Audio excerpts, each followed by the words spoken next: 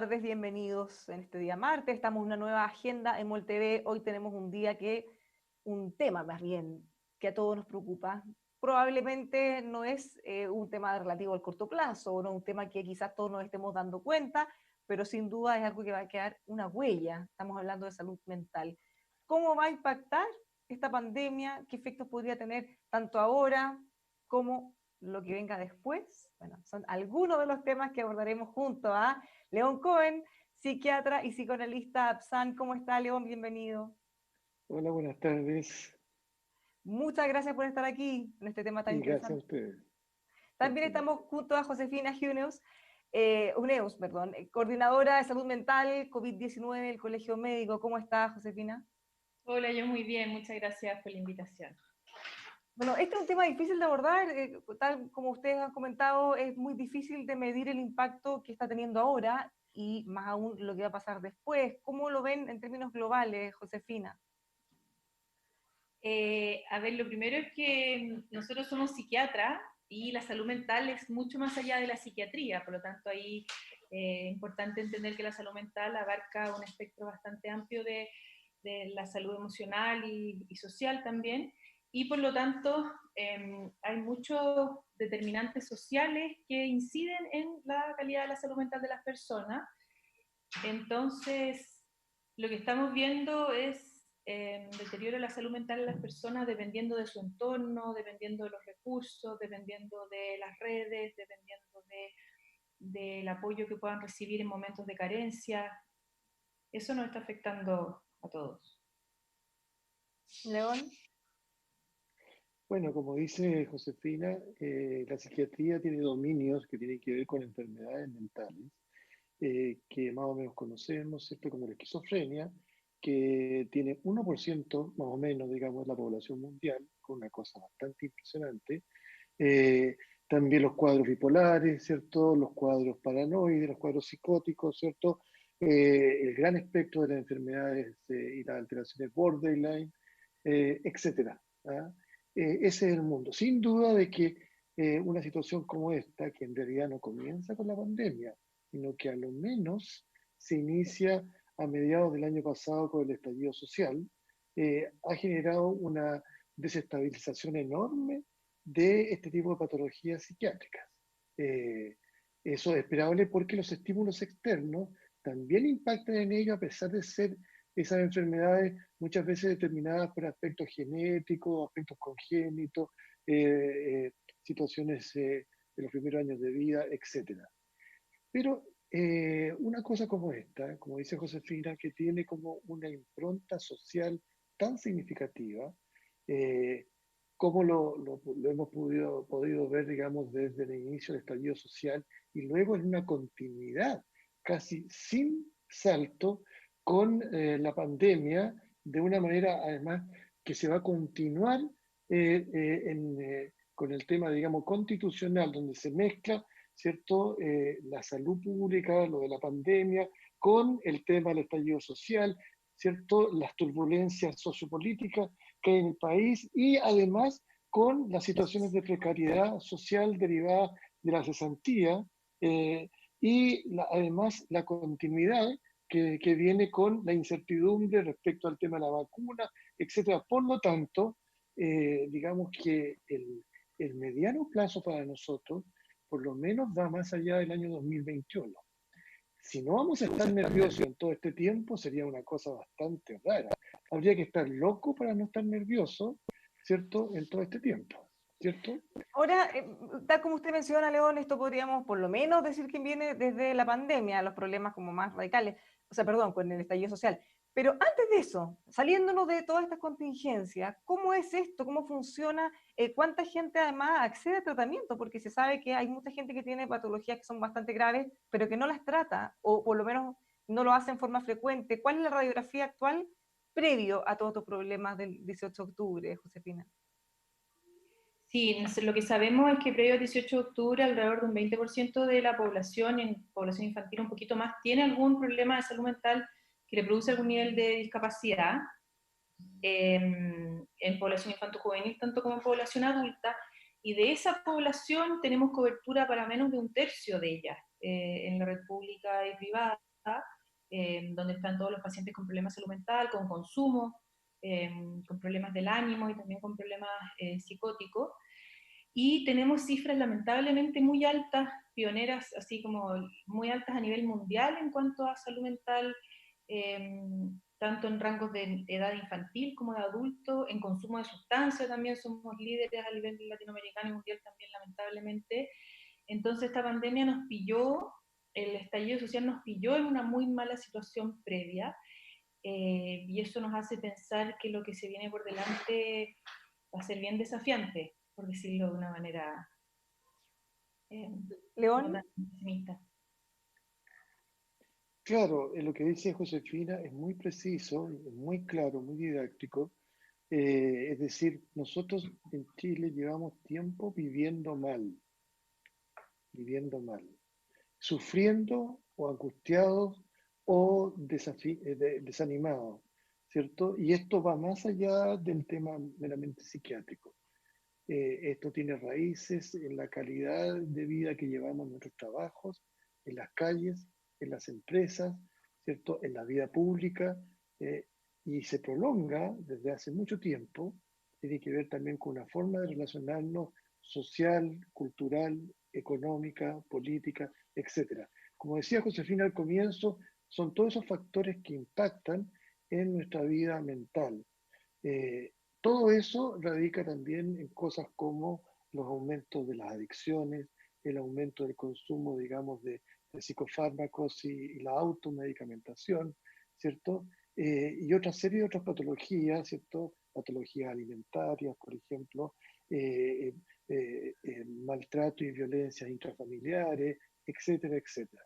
De manera de que lo que se desató en el estallido social tiene que ver con muchas cosas, no solamente económicas, sociales, políticas, sino que está metido dentro de una maraña de lo que es la vida de los ciudadanos, de todos nosotros.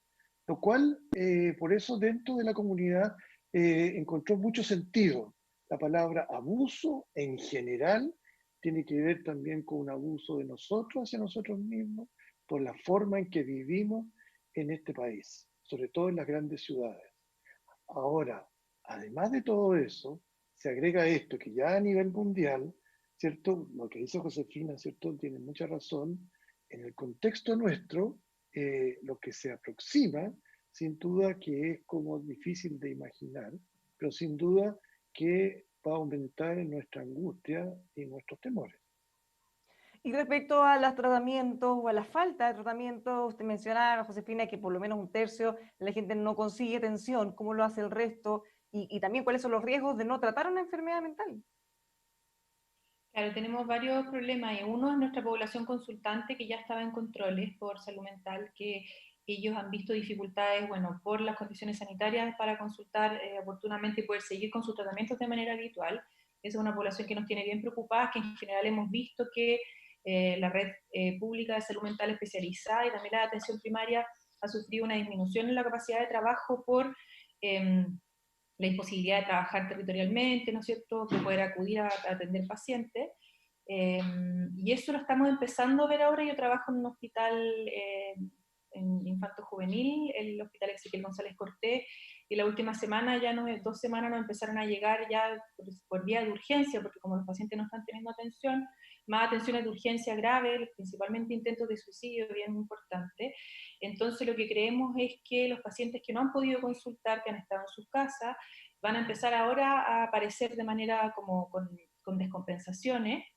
Y por otro lado tenemos la población que no tenía antecedentes de salud mental, que va a hacer manifestaciones de la esfera de la salud mental, y en eso es súper importante también tener presente que la mayoría de nosotros que estamos todos con algún tipo de síntoma ansioso, de insomnio, problemas de concentración, a veces no sabemos qué día es porque como todos los días son iguales, nos perdemos la temporalidad, ¿no es cierto? Yo hoy día creía que era miércoles. Entonces, eso de manera transitoria es esperable. La verdad es que después de 4 meses, yo llevo 4 meses de cuarentena en mi comuna, la verdad es que realmente es bien difícil y es esperable que uno pueda presentar síntomas que en la mayoría de los casos van a ser transitorios. O sea, nosotros esperamos que cuando uno retome la actividad de esta nueva normalidad, que es una nueva forma de vivir que vamos a tener que aprender, uno pueda retomar un poco su condición de salud mental y pueda volver a regularse y estabilizarse más. Pero va a haber un porcentaje de personas que no tenían problemas previos que van a quedar con estos problemas, y sobre todo ahí preocupa como el estrés postraumático, el estrés agudo o los cuadros depresivos. El único estudio que yo no he revisado las últimas semanas, pero que revisé hace un tiempo, hablaba de los efectos psicológicos en confinamientos de 3 a 4 semanas. O sea, súper poco comparado, pero es lo que hay de antecedente, como con la gripe del MERS o de otros SARS en países asiáticos, son estudios chicos, y que dice que alrededor de un 40% de la población desarrolla algún síntoma ansioso o depresivo, o problemas de insomnio o de concentración, que es lo más frecuente. Entonces, como decía anteriormente, nadie sabe qué efecto tienen 4 meses de confinamiento, principalmente en la región metropolitana, pero también a nivel nacional de manera como dispar.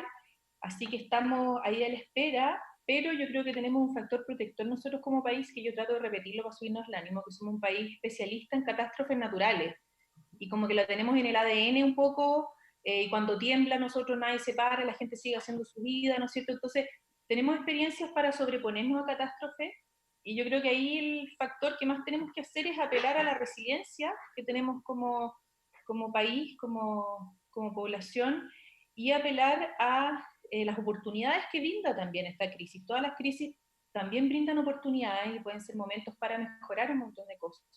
Puede haber gente que salga fortalecida. Estamos viendo hartas familias que se han redescubierto de lo que es estar todos juntos, que esto de tener que estar obligados los ha hecho descubrir un montón de cosas muy positivas. Claro, esto pasa en familias que tienen todas sus necesidades básicas cubiertas, ¿no es cierto?, que lamentablemente no es la mayoría, pero también hay cosas positivas. El otro día hablaba con una paciente que en general había estado años anteriores muy mal, y este año ha estado bastante bien, porque ha descubierto que en verdad tiene salud y tiene una familia y tiene que estar agradecida por eso.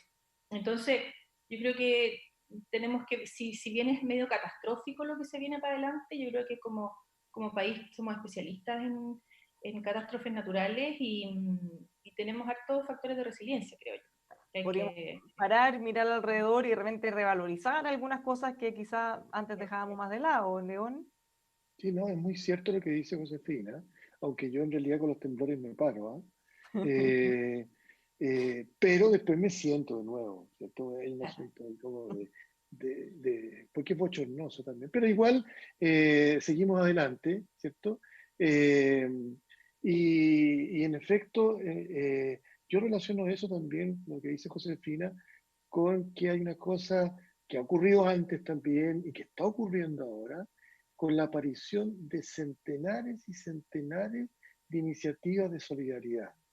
Eso es muy terapéutico, y eso se da a nivel del vecindario, a nivel de la comuna, a nivel de las organizaciones vecinales, de los clubes deportivos, a nivel también como de ya más de región, a nivel de organizaciones más grandes, también a nivel de organizaciones empresariales, a nivel también individual, de personas que teniendo los recursos y las posibilidades realizan actos de solidaridad. Eso yo lo he podido ver y he podido participar también, y en verdad representa algo admirable e incluso conmovedor, y en ese sentido genera también experiencias como de terapéuticas para las personas, así como lo que decía Josefina, que el hecho de la experiencia de contrastar la realidad y percatarse de que ciertas cosas que no le ocurren son bastante menores comparados con lo que ocurre en otros lugares, y que eso puede generar también como una iniciativa de poder colaborar o ayudar a esas otras personas, es algo que puede como sacarlo a uno de una especie de rutina de autoflagelamiento. Entonces eso es como muy, eso es algo muy, muy, yo creo que son de las cosas que ojalá pudieran quedar ingresadas en la nueva constitución. Luego de un temblor, la solidaridad, aunque ya lo sabemos, pero que quede en la constitución. Me gustaría volver un paso antes, cuando hablamos de la gente que no recibe el tratamiento, es más allá de la pandemia misma. Estoy pensando en gente antes de eso, gente que nunca se acercó pese a tener síntomas o no lo ha detectado, o quizás muchas veces uno tiende a minimizarlo o a creer que da lo mismo, que esto se va a sanar solo. ¿Qué tan riesgoso es que esas personas no se traten? ¿Cuándo uno debería acudir a un especialista, pedir ayuda? ¿Qué cosas deberían alertarnos de que realmente hay un problema? Más allá de la contingencia, insisto, fuera de la pandemia. Claro. ¿No? En el fondo, normalmente en periodos normales nos regimos con criterios bien concisos de cuándo uno debe consultar, ¿no es cierto? Por ejemplo, si uno lleva más de 2 semanas con el estado de ánimo permanentemente bajo, perdió las ganas de hacer las cosas que habitualmente le gustaban, y hay un malestar que es más constante, ahí uno habla de que sería bueno consultar porque podría estar empezando un cuadro depresivo. Ahora, si uno le pregunta a la gente hoy día si ha estado 3 semanas en un estado emocional distinto, alterado, cambiante o muy bajoneado, la verdad es que los parámetros son bastante distintos los que aplicamos porque entendemos que estamos en un periodo de crisis y por lo tanto uno reactivamente puede desarrollar síntomas. Hasta cierto punto, ¿no es cierto? Y ahí el punto de límite que uno dice, bueno, ahora sí que tengo que consultar, es cuando ya los síntomas que yo presento interfieren francamente con mi funcionamiento, o sea, no es un poco, no es que me cueste concentrarme más o menos, sino que ya realmente es algo que me invalida, como poder trabajar o poder hacer mis labores. Cuando aparece la ideación suicida, por supuesto que ahí hay que consultar rápidamente. Y con respecto a la red y la oportunidad de consulta, ahí tenemos el estigma de que la depresión es flojera, que es falta de voluntad, en el fondo la persona con depresión en el fondo no ha puesto su parte, y vienen otros estigmas, que el paciente psicótico es un loco, o las mujeres con problemas emocionales son locas, histéricas, que están tratando de llamar la atención, ¿no es cierto?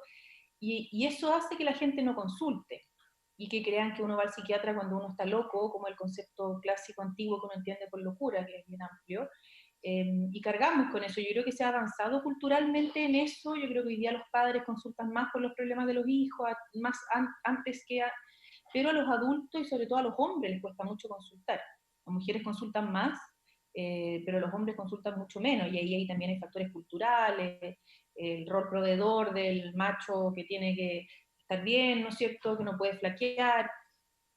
Entonces ahí cargamos con ese estigma que esperamos que haya hartas iniciativas, estamos colaborando como colegio médico para visibilizar la salud mental, para mostrar de que esto hay que hablarlo, y esperemos que eso ayude también. Eso podría ser como un resultado positivo de esta pandemia, es que quedemos más conscientes de la relevancia de la salud mental y de lo frágil que es, o sea, no sé si frágil, pero en el fondo que frente a factores externos uno realmente puede sentirse mal y eso va más allá de la voluntad de uno, sino que realmente es algo que uno no puede controlar. Entonces, esas son un par de reflexiones. León, además de esta dificultad o esta barrera del qué dirán, que finalmente esta caricatura quizás, o cosas que se han instalado en las percepciones de mucha gente, ¿qué pasa con la barrera económica? También está bastante instalado que es muy caro acceder, que es muy caro pagar a un especialista, que es muy caro también acceder a los medicamentos. ¿Cuánto de eso hay y cuánto también se ha avanzado? Bueno, eso es efectivo. El trabajo privado en salud mental es un trabajo caro.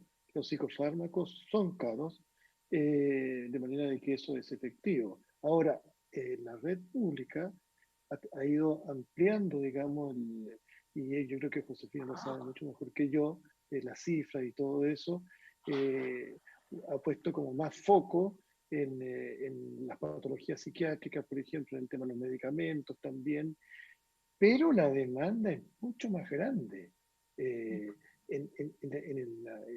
La demanda psiquiátrica como tal, lo que estamos hablando de psicosis, enfermedades bipolares, adicciones, ¿cierto? Es mucho más grande y además requiere como un enfrentamiento que es multifactorial, lo cual lo hace más complejo. Yo tengo una amigdalitis, ¿cierto?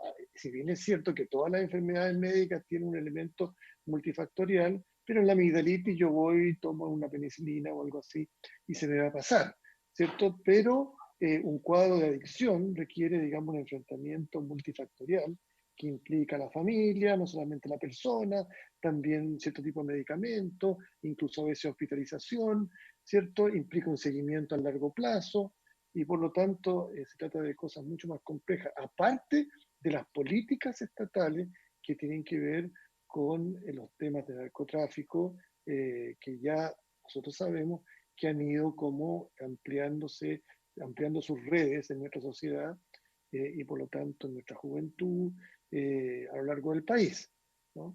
Entonces, ese aspecto multifactorial lo hace mucho más complejo, mucho más complejo. En definitiva, esto implica, digamos, un tema no solamente médico, sino que implica un tema político, un tema país.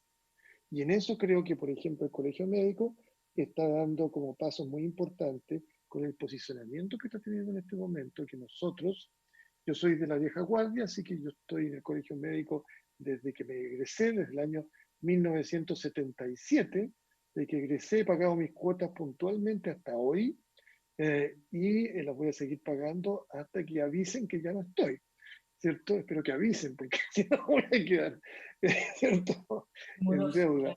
claro. Claro, moroso. Así que, y estamos orgullosos del Colegio Médico y el papel que ha cumplido y el aporte que ha hecho, digamos, en todo esto, porque efectivamente se trata de un problema país, no solamente el asunto de la pandemia, sino que también todo lo que está pasando en salud en general y en particular en lo que respecta a la salud mental. Josefina, volviendo a la misma pregunta respecto a cómo funciona esta barrera económica y cómo se ha ido manejando desde el sector público también. Ahora en pandemia específicamente, ¿qué ha No, no, pasado? no. Tradicionalmente, bueno, y en pandemia, pero pensando en que en algún momento se va a acabar la pandemia y tenemos que volver a la normalidad. Ahora el modelo desde el MinSal de gestión de la red de salud mental, tanto de atención primaria como secundaria o especializada, a mi modo personal y como lo vemos nosotros, es bastante buena en términos teóricos del abordaje que hace, que es un abordaje comunitario, que en el fondo el paciente uno no lo saca de su casa y lo hospitaliza en un hospital psiquiátrico y lo aísla de su comunidad y luego lo reinserta, sino que uno hace un trabajo principalmente comunitario, en el caso nuestro con los colegios, nosotros yo que soy infanto juvenil, con los colegios, con el entorno, con la familia, y de esa manera la persona con problemas psiquiátricos no queda aislado de la sociedad, sino que se integra a todo momento. Entonces, en ese sentido, el modelo que tiene implementado desde el MinSal es un modelo muy bueno a nivel internacional, muy reconocido, también bastante de avanzada, y dejando muy atrás el modelo psiquiátrico biomédico antiguo, en el fondo, de los psiquiátricos, de los locos y todo ese concepto. Entonces, en ese sentido es muy bueno, se ha ido aumentando mucho la cobertura en los últimos años, los centros especializados de salud mental, los COSAM, han ido aumentando y cada vez se están construyendo más, el número de especialistas ha aumentado muchísimo, psiquiatras infantiles, hasta hace 10 años habían regiones completas que no tenían ni uno, como Coyhaique u otras, y ahora hay varios, en el fondo hay equipos, entonces se ha hecho un esfuerzo enorme por aumentar el número de especialistas, pero hay algo súper importante, los psiquiatras somos un poco... y los psicólogos la punta del iceberg del problema de la salud mental, y ahí es importante recordar que esto es mucho más amplio. Nosotros ahora que estamos apoyando al personal de salud, brindándole como apoyo para prevención de desarrollo de problemas de salud mental, hemos estado diciendo que en el fondo hay que despsicologizar y despsiquiatrizar la salud mental, porque la salud mental no pasa, no se mejora porque yo pueda acceder a un psicólogo, sino que se mejora en el caso del personal de salud con condiciones laborales, con un ambiente seguro, con los servicios básicos cubiertos. Entonces, en ese sentido, en cuanto a la red de atención, es importante, pero es mucho más importante la prevención, o sea, todo lo que podemos hacer antes de llegar a que la persona se enferme. Eso es mucho más costo efectivo, es más barato hacer prevención y uno ve resultados mucho mejores. ¿Y cómo Entonces, se hace prevención, perdón, en la ignorancia, pero cómo sabemos o cómo podemos prevenir que alguien caiga mira, en una... para dar un ejemplo como en pandemia, la OMS hace un abordaje piramidal como de la salud mental y propone que a la base de la pirámide del abordaje de la salud mental tiene que estar la seguridad y la cobertura de los servicios básicos de las personas. O sea, si no está eso, ninguna otra intervención se sostiene. Entonces ese es el piso más importante, que para la población general es que no le corten el agua, que tengan comida, ¿no es cierto? Y que sepan que su familia va a estar segura. Para el personal de salud, que lo que nosotros más vemos es tener elementos de protección personal, saber que no te van a despedir y tener condiciones adecuadas laborales. La siguiente etapa de abordaje que uno tiene que preocuparse es lo que decía León, de lo comunitario. El apoyo comunitario local que uno tiene es muy importante y se ha visto muy desplegado en este periodo. Lo que son los vecinos, lo que son las familias, lo que es la municipalidad, es un factor protector muy importante de desarrollo de salud mental. O sea, si yo me siento que alguien está preocupado por mí, que yo voy a poder pedir ayuda y alguien me va a ayudar de mi entorno, eso protege mucho, disminuye mucho la angustia y otros síntomas.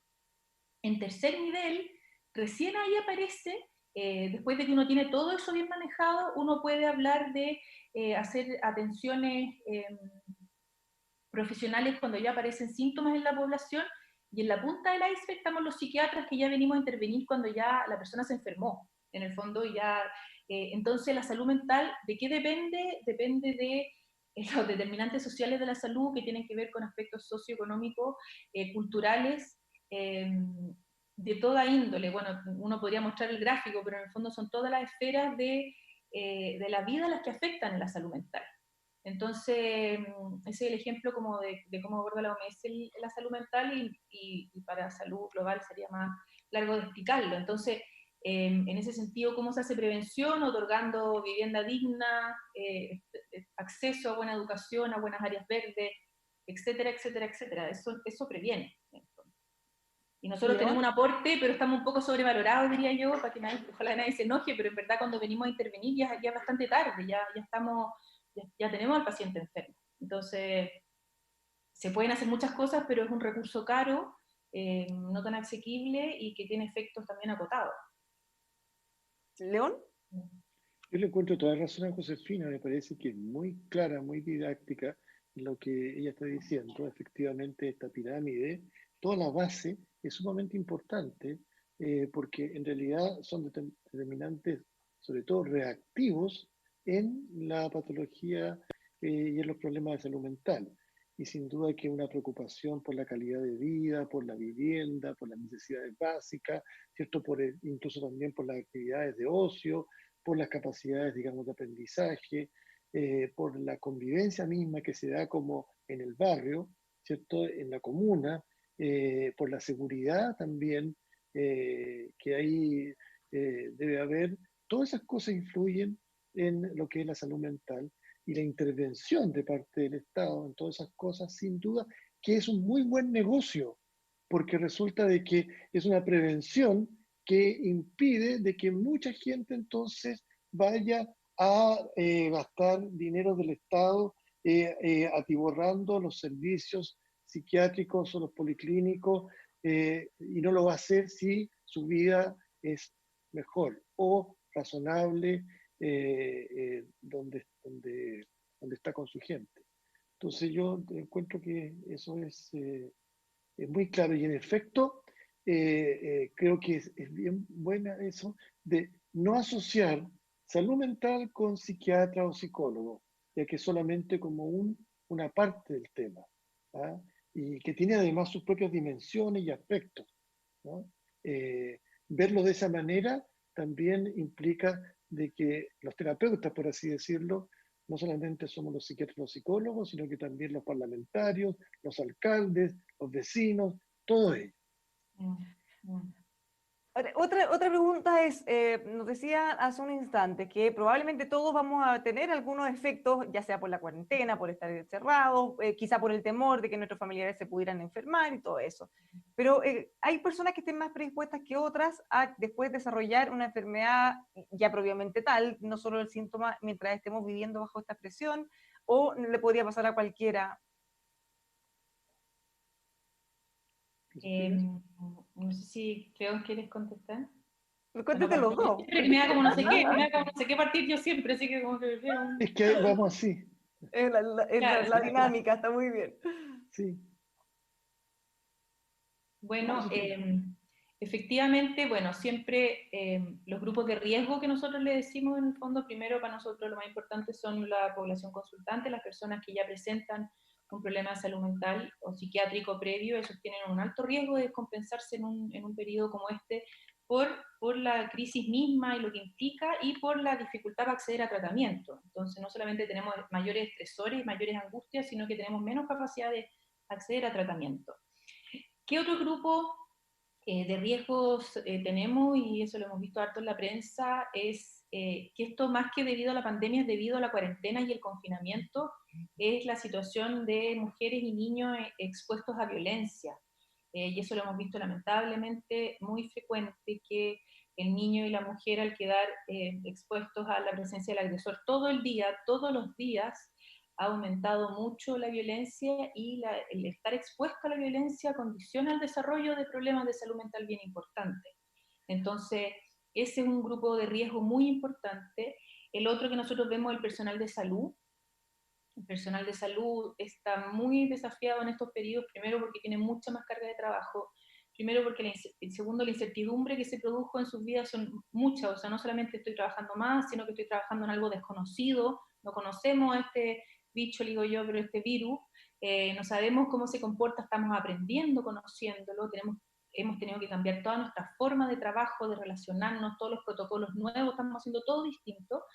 Y lo otro es que uno es un vector de contagio, entonces el personal de salud se ha visto que tiene mucho más riesgo de contagiar a un familiar que contagiarse ellos mismos, es mucho más la angustia por eso, contagiar a un tercero. Y también está lo que está, además de eso, el estigma, que ahora ya no lo hemos visto tanto, pero al principio personas de salud que no los dejaban ingresar a los supermercados o entrar a un edificio, y eso también afecta mucho la salud mental del personal de salud.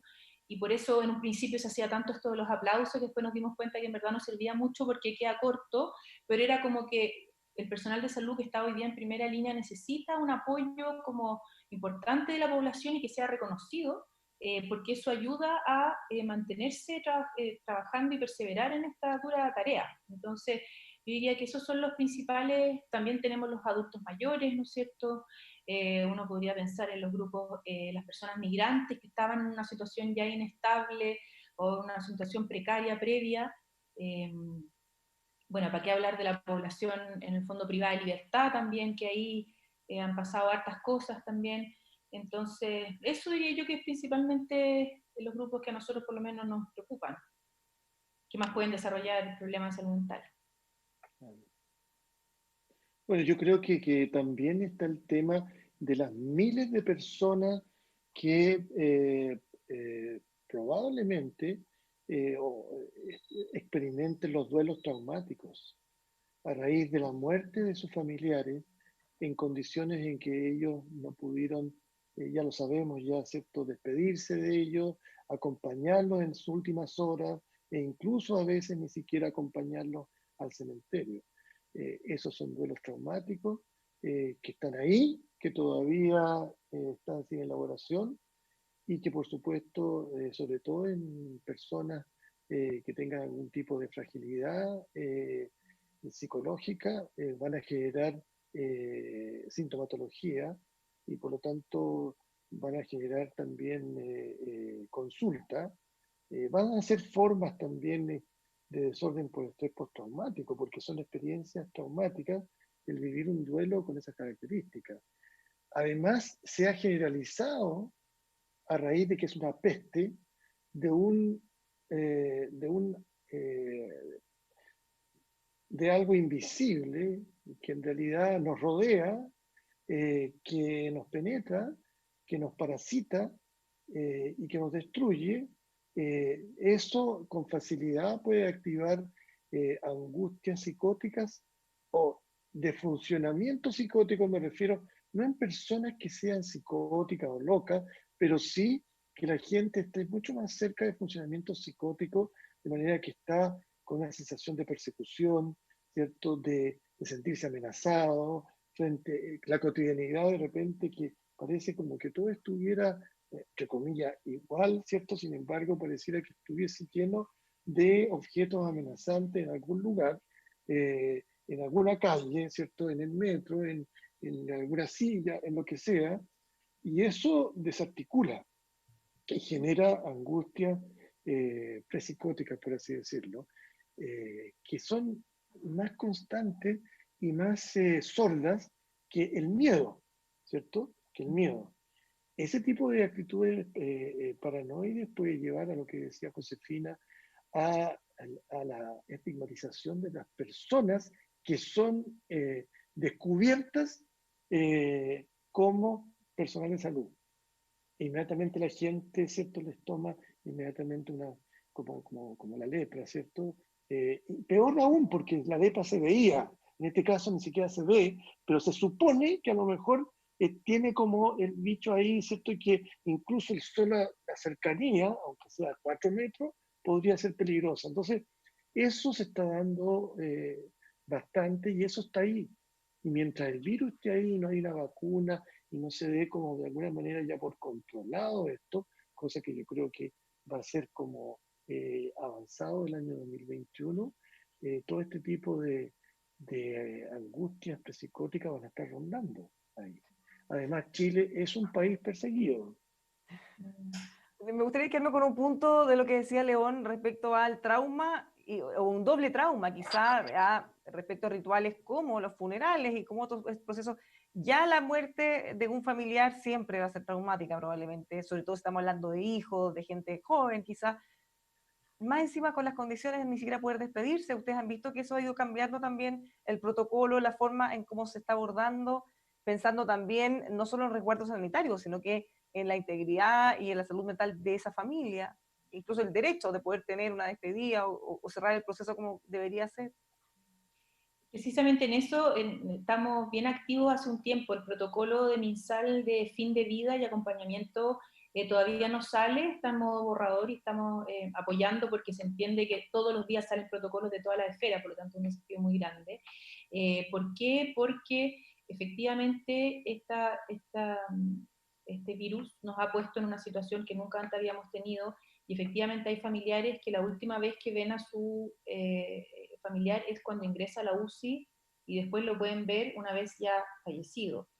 Y en muchas partes, porque la persona luego de fallecido hay que envolverlo en esta bolsa que va sellada, ¿no es cierto? Esa bolsa no se puede abrir bajo ninguna circunstancia y hay familiares que no han podido ni siquiera ver, reconocer a su familia y eso creemos que va a tener un impacto enorme. Tiene un impacto enorme, ya lo vemos en los equipos de salud, como lo deshumanizado que es de tener a puros pacientes primero solos, sin visita, bueno, muchos intubados y en muy mal estado, por lo tanto con dificultades para comunicarse, y eso produce también deterioro en la evolución de las personas, entonces no solo no se recuperan, sino que las hospitalizaciones se prolongan, y en eso hemos tenido hartos buenos resultados con la campaña de celulares que hemos tenido para a través de la tecnología acercar a la familia a las personas, eso ha sido bastante, un impacto mucho mayor al que pensamos, pero en verdad la comunicación digital es una forma que reemplaza de alguna manera la comunicación presencial, que es la que no podemos tener. Y nosotros somos un país traumatizado, no quiero perder la oportunidad de decirlo, no reparado. Nosotros tenemos historias de familias todavía que no saben dónde están sus familiares, no había una reparación por parte del Estado de manera integral, hay mucha justicia y por lo tanto tenemos esa mochila y se nos viene a sumar esta, que yo creo que va a tener en relevancia bien importante, y en eso aprovecho de recordar que lo que necesitamos es que salga este protocolo, porque este protocolo de alguna manera lo que hace es fomentar que la persona que está trabajando con un paciente falleciendo no necesariamente está presente o está preocupado de que entre un familiar, porque hay que llamarlo por teléfono, tiene que asistir y acompañarlo. Entonces es harto más sobrecarga de trabajo para el personal sanitario que ya está muy sobrepasado. Entonces entendemos que a veces no se dé porque no hay el tiempo para estar llamando a los familiares, etcétera. Y a veces este virus tiene también unos desenlaces que no avisa mucho cuando las personas empeoran o fallecen, ¿no es cierto? Entonces todos esos factores hacen que esto sea muy, muy complejo, pero sí este protocolo lo que hace es, por lo menos, propender o incentivar que la compañía por la presencia o sea, la presencia de familiares de manera física sea lo más, o sea, se propenda a eso, que eso es la primera prioridad, o sea, que el derecho como a fallecer acompañado es algo muy importante en la historia de vida de la persona que está falleciendo y para la familia también. Es un ritual muy importante poder acompañar un proceso de fallecimiento y al revés, cuando no ocurre, genera mucho dolor y puede dejar un trauma importante. Y también regula que se puedan recibir algún tipo de visitas, también con todos los resguardos, todas las protecciones, y que se le dé un valor importante a cómo es el proceso de fallecimiento desde el lado más humano, porque nos pilló de sorpresa esta situación, nos pusimos a salvar vidas, a tratar de que no fallezcan, pero el lado humano, claro, uno después dice, chuta, pero está falleciendo solos, ¿cómo lo hacemos? Entonces, yo creo que se viene muy, muy fuerte. Nosotros hemos hecho harta esfuerzos por tratar de intencionar eso, porque las familias se lo merecen también, porque, y después viene el rito de funerales, que también está muy limitado, muy restringido. Entonces, esa ausencia de ritos en las familias creemos que va a tener un impacto bien importante y puede ser bien traumático en varios casos. Bueno, incluso en esos casos que mencionas, el que se ha podido hacer comunicaciones, gestiones con videollamadas o celular, la carga para el personal, no solo en el hecho de hacer esa gestión, de llamar, también debe ser fuerte, o sea, ver el sufrimiento de esas personas, la gente, los familiares que se están comunicando, de ver que se están muriendo sin poder estar ahí. O sea, Pero es eso un alivio, ha sido un alivio enorme porque... para la, pero igual algo debe quedar en esa persona de decir, pucha, es mejor que no hacerlo de todas maneras, pero sí. igual tiene un impacto. Es que es mucho más, sí, pero es mucho más deshumanizante y angustiante que tener a los pacientes solos y aislados. Por Entonces, supuesto, por se supuesto. produce, claro, las familias se comunican, lloran, todos lloran, pero eso es un alivio en términos de que por lo menos estoy ayudando en algo a que sepan, por lo menos que la abuelita está viva, está consciente, no sé, todavía se acuerda de ellos, está de buen ánimo, etcétera. Entonces, en eso hemos tenido, es mucho más duro para el personal de salud tener a la gente aislada y como vivir procesos de fallecimiento tan deshumanizados que poder hacer estos contactos que son muy emotivos, muy emocionales, muy intensos, pero que ayudan bastante. Claro, porque finalmente terminan teniendo todo, todas las acciones para terminar con un impacto en el fondo. Si estamos hablando de Claro. cosas Lo duras. otro que lo hemos propiciado también es que que puedan haber voluntarios o personas de otros equipos, de otros espacios del hospital que puedan ir a facilitar esta comunicación, ya que el personal mismo de las unidades intermedias o unidades de pacientes más complejos están muy ocupados. Entonces hemos hecho esfuerzos para que eso fluya y funcione mejor, para no sobrecargar ya al personal que ya tiene mucho trabajo, ¿no? Finalmente, ¿qué saben ustedes o cómo ha avanzado el trabajo en lo que tiene que ver con el plan saludablemente? ¿A qué está apuntando y qué se ha avanzado ahí también desde la mesa social COVID-19? Quien puede hablar bastante de eso y mucho mejor que yo es Josefina. Sí, lo Bueno, primero es que nosotros no formamos parte de la mesa saludablemente. No hay ninguna agrupación gremial convocada, es una mesa más bien técnica, con entidades gubernamentales y La Universidad sociedades de Chile, científicas, claro, Miguel y la academia también, ¿no? Yo creo que esta iniciativa es inédita, es primera vez que se sientan todos los actores del mundo de la salud mental juntos, como a ver cómo avanzar, y yo creo que esto puede tener resultados a largo plazo muy beneficiosos, porque se está pensando entre las academias, las sociedades científicas, también se está invitando a agrupaciones de pacientes, cosa que todos esos actores nunca se habían sentado en salud mental a conversar, y por lo tanto nosotros creemos que puede haber un resultado muy favorable de esta mesa. Ahora esta mesa está elaborando proyectos que van a demorar 90 días, esto no se puede hacer de un día para otro, es como una mesa de reforma a las pensiones, demora un año, 2 años en sacar un documento bueno, esto va a ser en 90 días. Tenemos harta fe en eso. Nosotros fuimos invitados el lunes pasado a presentar los datos de la encuesta que hicimos sobre cómo está funcionando la red de salud mental, porque todos tenemos la sospecha que está funcionando más o menos, pero le pusimos números como qué porcentaje de la población se está atendiendo, cuánto no y por qué no. Y la verdad es que hay harto entusiasmo, hay harto optimismo de poder mejorar las cosas en un contexto muy adverso, y que siempre hemos sido como un poco el hermano pobre de la salud física. Entonces estamos contentos de que se le haya dado una relevancia desde la presidencia, pero los resultados no los vamos a ver pronto. Y la página saludablemente propiamente tal ya está funcionando, pero la verdad es que viene en modo piloto, y el desafío de hacer atenciones por psicólogo o por psiquiatra es un desafío bien grande, la verdad, porque no es como hacer un call center gigante, un centro de atención virtual gigante, eso es muy difícil de gestionar técnicamente. Entonces ahí se está trabajando, me consta que el equipo de salud mental del ministerio junto con la mesa están elaborando muchas estrategias nuevas e innovadoras, porque esto nadie se había visto, o sea, como frente a este desafío, para poder llegar a la población que está más aislada también, con todas las brechas tecnológicas y todo eso. Entonces, si bien no estamos dentro, conocemos a todos los actores, estamos en contacto, estamos colaborando, porque aquí no hay espacio como para las rencillas políticas, si la salud mental está siendo relevante, todos tenemos que aportar, porque es una oportunidad, o sea, como que la política aquí no cabe.